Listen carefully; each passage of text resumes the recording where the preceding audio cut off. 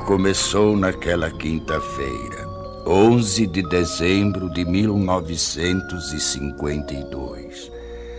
Na cidade de Bergen, na Noruega, eu estava orando a Deus pela manhã em casa de um irmão na fé. Fiquei muito comovido. Veio-me uma revelação tão nítida como se eu a tivesse lido de um livro ou de um jornal. Naquela época eu não tinha em meus pensamentos algo especial que me chamasse a atenção sobre arrebatamento. Naquele momento senti que deveria escrever o que estava presenciando, mas quase não a considerei como revelação de Deus.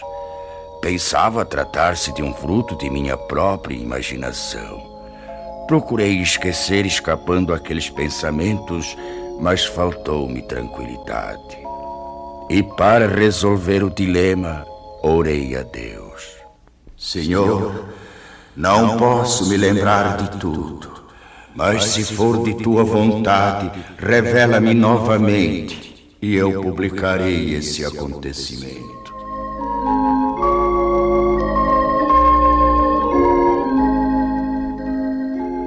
Passaram-se 2 semanas. Numa noite, por volta das 22 horas, voltei a ver claramente pela segunda vez a revelação. Não tive mais dúvidas. Apanhei lápis e papel. Comecei a anotar os acontecimentos segundo iam se desenrolando diante de mim. Assim escrevi até 1h da madrugada.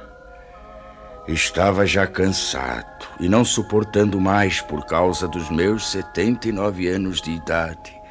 Orei a Deus pedindo que me deixasse descansar e que, se fosse de sua vontade que eu escrevesse tudo aquilo, que me permitisse ter a continuação da revelação no dia seguinte. E fui me deitar logo adormecendo.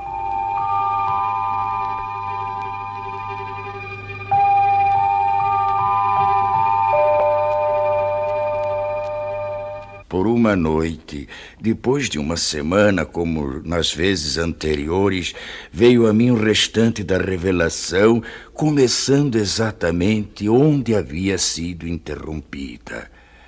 Esta é a descrição de como veio a minha revelação de Deus. Espero possa ela despertar mais almas para se dirigirem a Deus, antes de soar a última trombeta.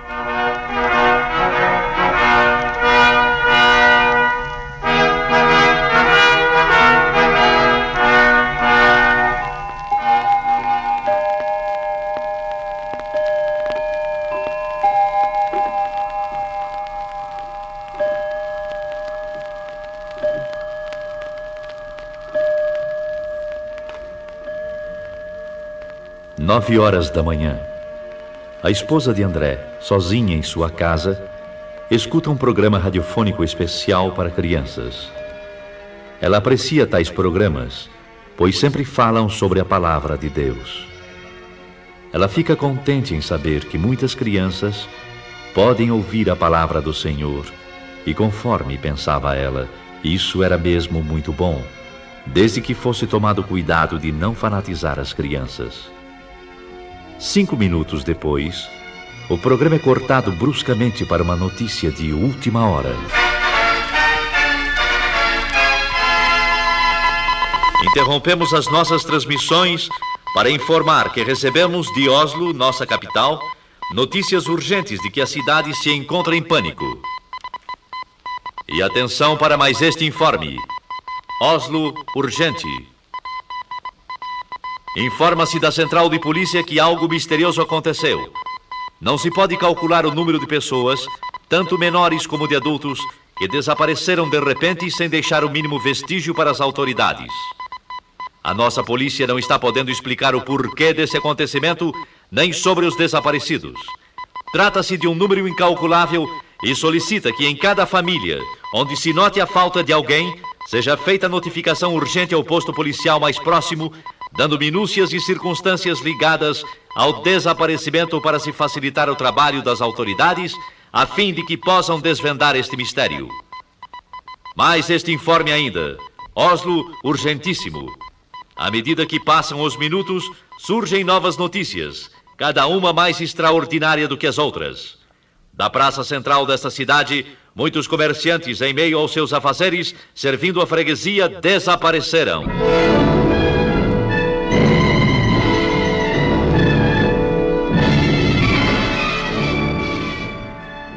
O noticiário contava que um freguês de uma casa de floricultura relatou aos policiais que... Quando eu estava pagando a despesa das minhas compras, o negociante que estava trocando dinheiro sumiu. Sumiu sim, senhores. Sumiu e não se sabe para onde. Eu notei apenas que ouvi umas palavras semelhantes a... Glória a Jesus! Glória a Jesus!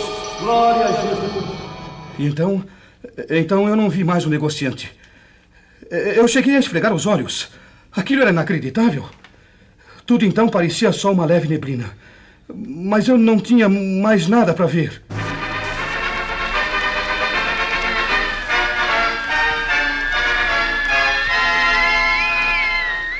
Oslo, capital, urgente. Notícias de última hora informam que uma senhora gritava desesperadamente em plena via pública, jogando fora travesseiros e cobertores de um carrinho de criança, procurando inutilmente dentro do carro seu filhinho de apenas 8 meses de idade.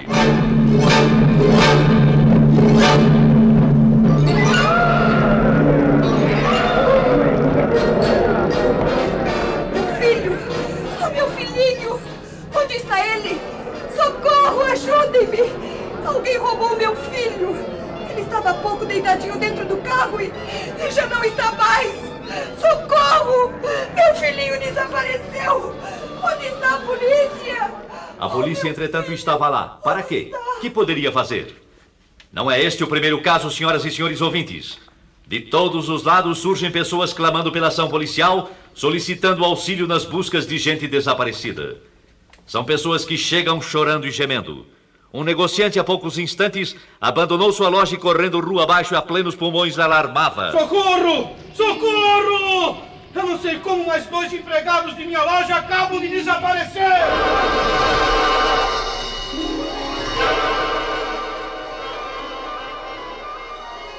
São alarmantes, senhoras e senhores ouvintes, as notícias que, além de Oslo, nossa capital, chegam também de Estocolmo, capital da Suécia, e também de Copenhague, na Dinamarca, e de Helsinki, capital da Finlândia. Que será o fim disso? De todas essas partes, os acontecimentos são iguais. Os desaparecimentos das pessoas são iguais. E de todo o interior do país, chegam as mesmas indagações. O que é isso? O que é isso? O que é isso? O que é isso? O que é isso?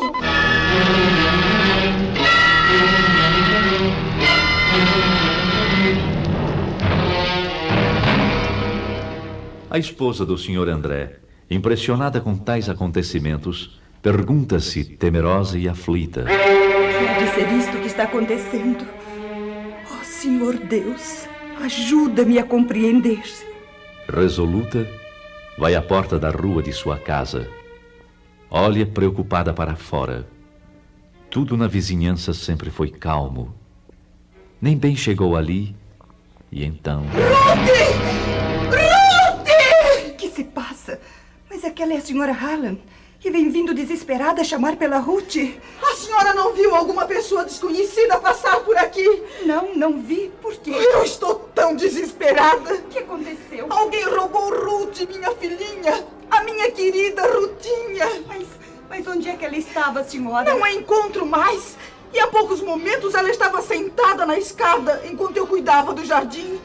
Tive que ficar espantada quando, olhando para ela, não a vi mais. Mas como? Apenas então notei como que um vulto rápido subia pela parede. Olhei para os lados, para cima, e não a vi mais. O que é isso? Não sei mais o que fazer. Oh, Deus, me ajude a encontrar a minha filha querida. Ruth! Ruth, minha filha! Onde está minha filha? O que foi feito dela? Eu quero a minha Ruth! Dizer a ela. Ruth! Pobre senhora Hallam. Como está sofrendo. Estou perplexa com este acontecido. E é igualzinho ao que o rádio está anunciando.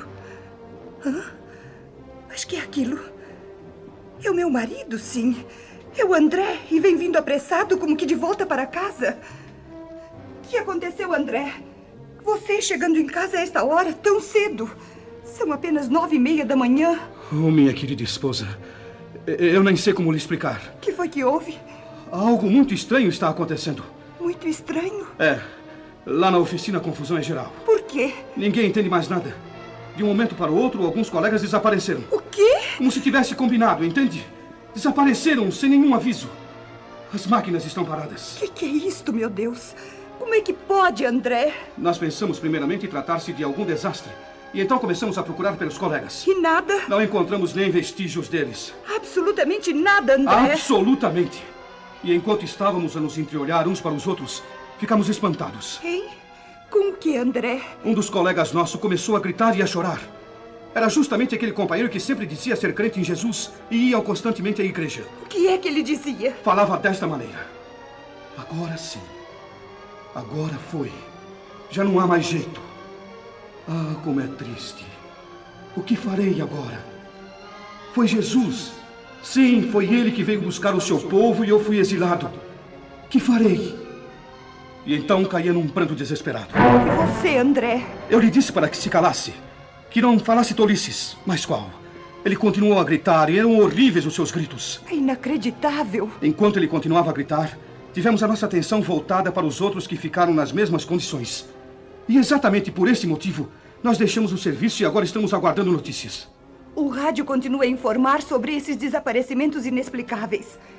Desde as 9 horas da manhã, André, que são notícias e mais notícias sobre pessoas que em desespero telefonam para a polícia. E todas as respostas são desoladoras. As autoridades não podem fazer nada senão aguardar. Sabe, André? O quê? Chegam também pelo rádio notícias de alto mar, dizendo sobre passageiros e tripulantes que desapareceram misteriosamente.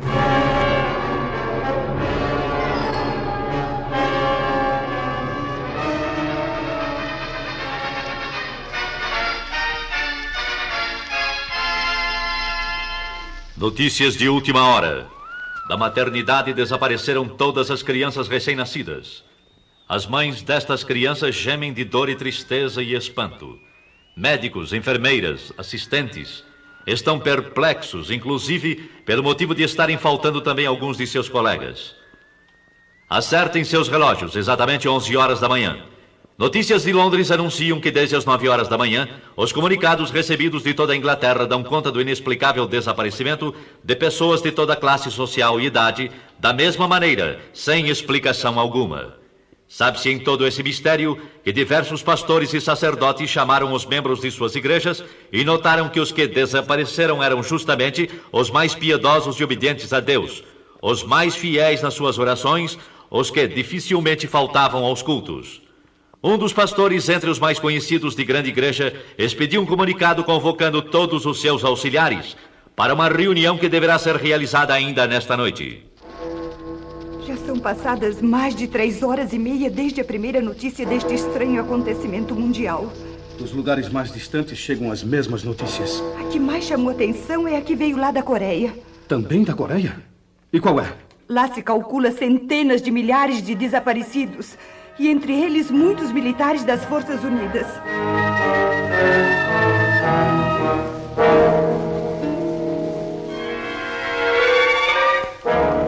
É totalmente impossível descrever o que se tem passado nas últimas horas.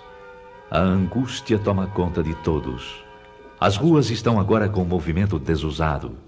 Pessoas correndo, chorando, chamando e clamando. As mães aflitas à procura de seus filhos. E no meio destes clamores também há os que zombam e amaldiçoam a Deus e aos próprios homens.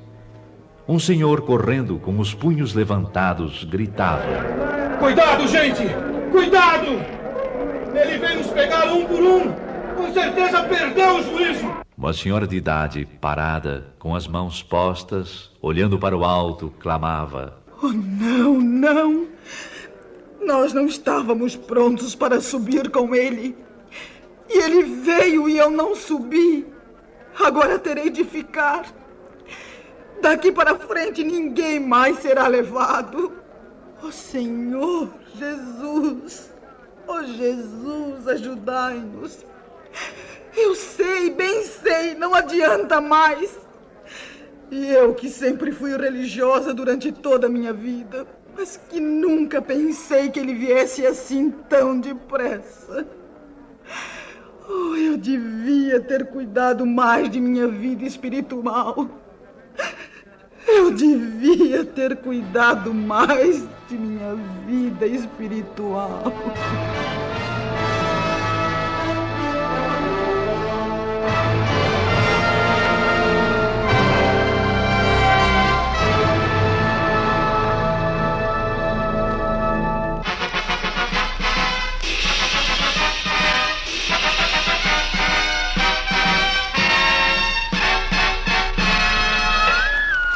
Com informações recém-chegadas, informamos as senhoras e senhores ouvintes que das estradas de ferro chegam-nos notícias de que não houve propriamente nenhum desastre, mas são muitas as composições paradas, algumas até sem os seus respectivos condutores.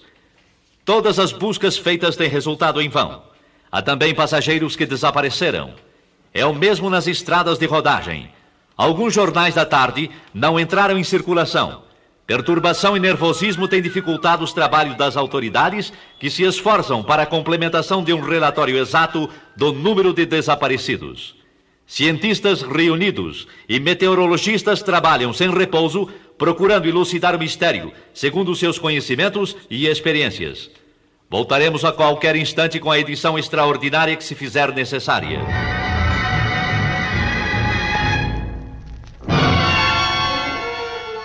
Lá dos Estados Unidos da América do Norte chegam também notícias. Primeiramente dos estados do leste. E que dizem elas? O fenômeno é o mesmo como aqui na Noruega. Lá aconteceram desastres graves, com perdas de muitas vidas. Os jornais prometem dar informações mais claras sobre tais acontecimentos nas edições de amanhã. Vamos aguardar agora o noticiário radiofônico das 20 horas.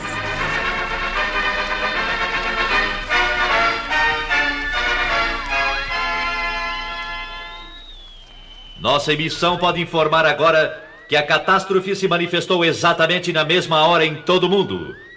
Embora as informações tenham partido das grandes cidades, já se sabe agora que em todos os locais, cidades menores, vilas e aldeias, o acontecimento é idêntico. Assim como tem se dado na parte norte da Terra, dá-se também na parte sul. O que toma conta da população é o medo. Ninguém nesta noite procura cama para dormir, tal é a apreensão do povo.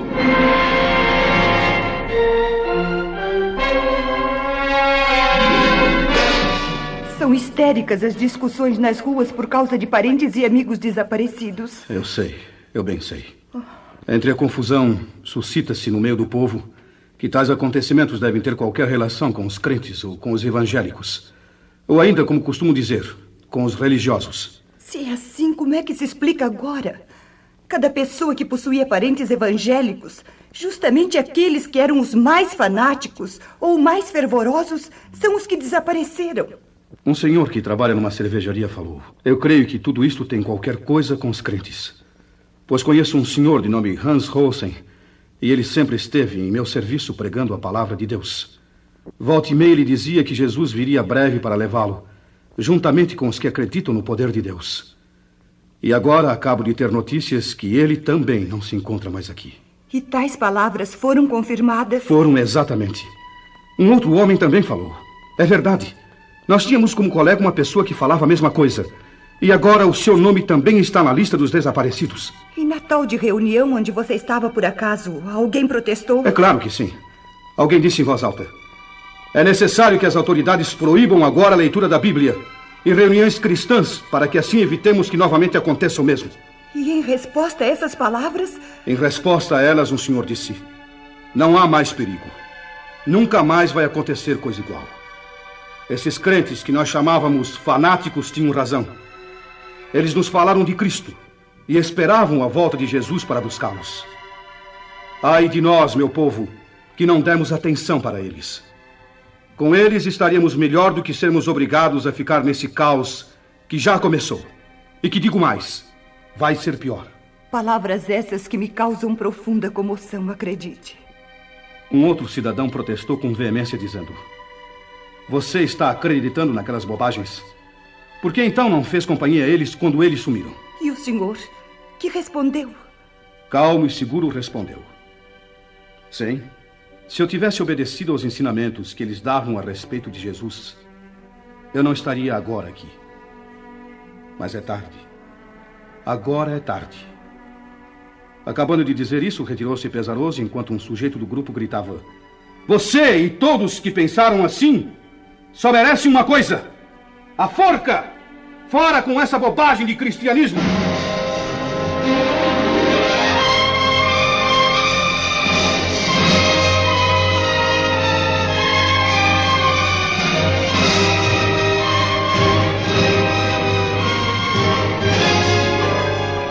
No dia seguinte, nem o rádio podia dar informações para esclarecimento do grande mistério. Apenas continuavam as notícias vindas de longe.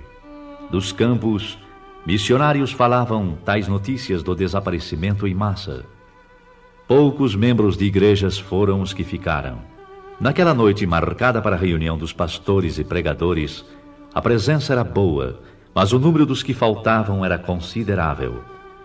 O ambiente estava triste, pesado mesmo. Os corações estavam como que congelados. Durante a reunião, mais do que um se manifestou demonstrando desespero extremo. Todos estavam de acordo a respeito do que havia acontecido. Sim, era a grande verdade. Santos tinham sido arrebatados da terra.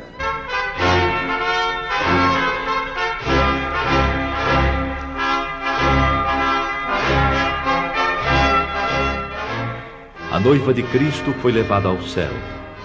Entre alguns crentes, houve a confissão de que, apesar das preparações teológicas e estudos da palavra de Deus, nunca chegaram a compreender que aquilo seria uma realidade.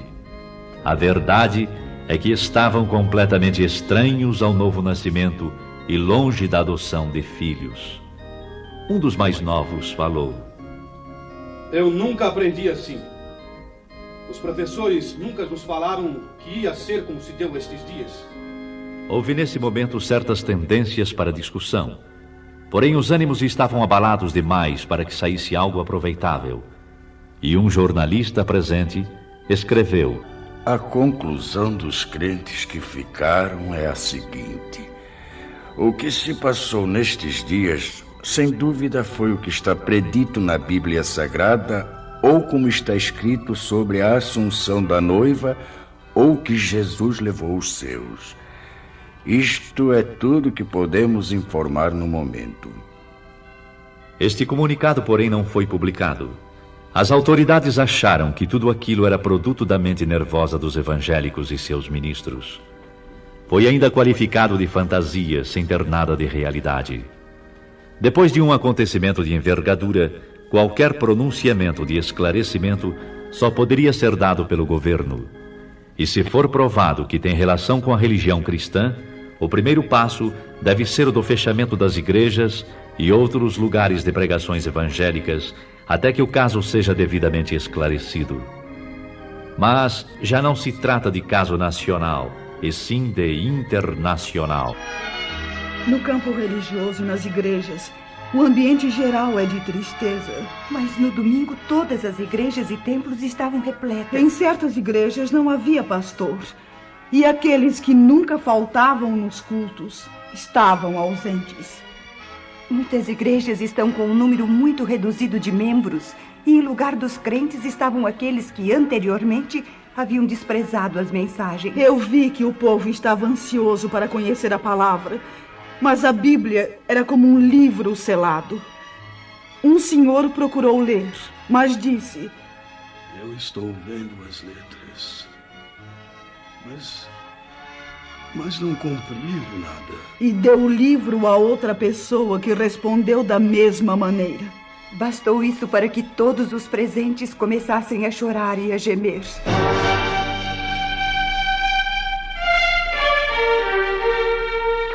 Mas a população em geral culpava os religiosos por tão grande calamidade. Tudo isso tem acontecido unicamente por causa dos crentes. Sim, é isso mesmo. Esta praga tem vindo sobre nós unicamente por causa deles. Vamos até a igreja e vejamos o que podem eles nos explicar.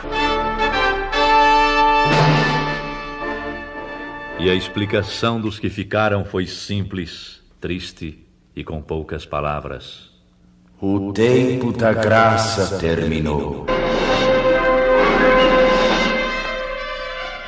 Mais algumas palavras e no culto iniciou-se a confusão, bem como em todas as reuniões realizadas para tais esclarecimentos. Alguns, levantando-se, começavam a culpar o pregador. A culpa é sua! Muitos não subiram porque você nunca esclareceu como deveria fazer, anunciando que a vinda de Jesus estava perto. Nunca esclareceu que devíamos ter um coração purificado e cheio do Espírito Santo. E que sempre deveríamos estar retos diante de Deus e também dos homens. Agora eu sei o que foi que me impediu de ir de encontro a Jesus. Foram justamente as mínimas coisas que eu julgava sem importância e que não me impediriam de ir ao céu. E eis que aqui estou. Tem misericórdia de mim. Ajuda-me! Ajuda-me! Calem a boca. Eu fiz o meu dever. Fiz o meu dever e fiz mais ainda.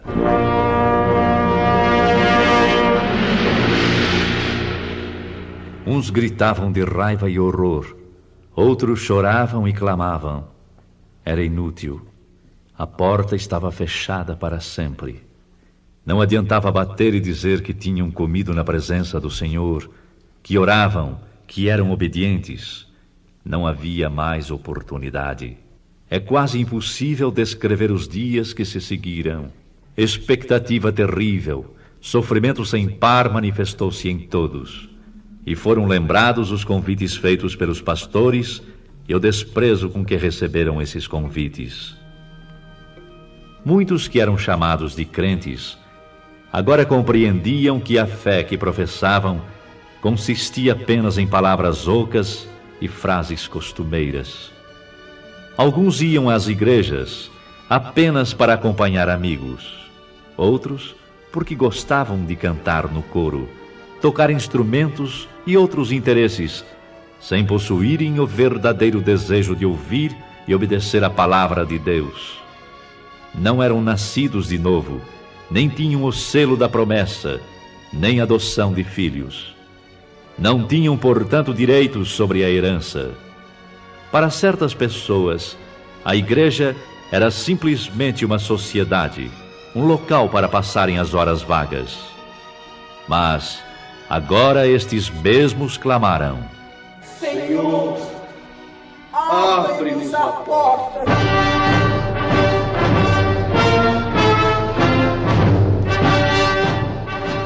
Para espanto e preocupação maior, surgem os rumores de que a Terceira Guerra Mundial está prestes a ser iniciada. As relações entre Oriente e Ocidente foram cortadas. Dos regimes que pertencem ao bloco comunista, anuncia-se que foram proibidas toda e qualquer reunião evangélica. Estavam, pois, já reconhecendo que a perturbação existente e a desordem geral, os culpados eram os crentes. Para maior confusão, é anunciado que está em vigor a pena capital para todo aquele que pronunciar o nome de Jesus. Então é chegada a hora de varrer sobre a terra a praga chamada cristianismo. Morte certa também, para os que guardam em sua casa alguma coisa que faça lembrar de Jesus Cristo e seus ensinamentos.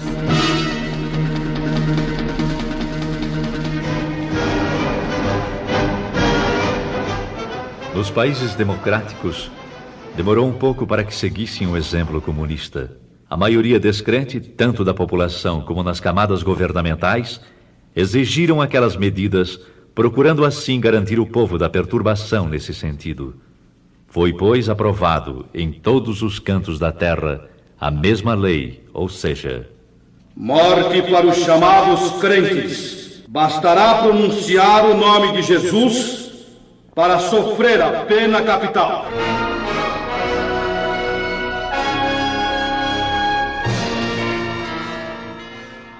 E com estes acontecimentos, Inicia-se a época mais terrível da história humana. Uma grande parte dos crentes que ficaram, continuando a clamar o nome do Senhor Jesus e não obedecendo às autoridades, foram presos e julgados ditatorialmente. Só escapariam se aceitassem as condições impostas pelas autoridades. Se vocês maldizerem o nome de Jesus, negando-o, então salvarão suas vidas e a vida daqueles a quem amam. Para a perplexidade das autoridades, milhares ficaram firmes no propósito de testificarem que eram de Jesus e não o negariam, qualquer que fosse o resultado. Agora, Satanás estava demonstrando que verdadeiramente estava agindo sobre a face da terra. Ai dos que habitam sobre a terra. Uma parte grande desses novos crentes não resistiram às ameaças e aflições. Negaram a fé, negaram o Cristo. O mundo inteiro está no maligno. Todo o mundo jaz no maligno. As nações chegaram neste momento a ter uma só ideia e a colocá-la em prática. Exterminar com o cristianismo e extingui-lo para sempre. O príncipe deste mundo toma poder completo. E filhos acusando seus pais, entregando-os para morrerem. E assim a Escritura, segundo São Lucas 21:16, se cumpriu quando diz: E até pelos pais, irmãos, parentes e amigos sereis entregues e matarão alguns de vós, e por todos sereis aborrecidos por amor do meu nome. Faltam palavras para as demais cenas horrendas que se desenrolaram, mas no livro do Apocalipse, Deus revelou os ais e as pragas que hão de vir. E o clamor destes infelizes continuava, segundo São Mateus 24:22. Senhor, Senhor, venha abreviar estes dias.